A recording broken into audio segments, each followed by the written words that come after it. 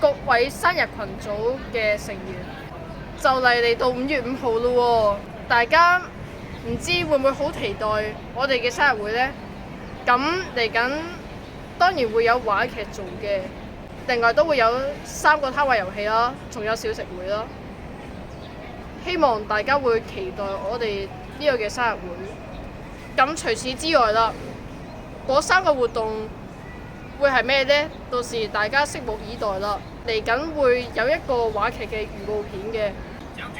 衰仔啊！唔好再喺度掛住打機啦！哇！你時坐屋企啊，我打999啊啦！你對我咁多嘢唔滿意啊嘛，我咪邀請咗郭先生去做你新嘅爹哋去取代我咯。滾開啊！阿仔啊，好對唔住啊，求下你啊，可唔可以唔好喺你生日嗰日先嚟離家出走啊？唔知故事會點樣發展呢？想睇就記得出席5月5號嘅生日會啦！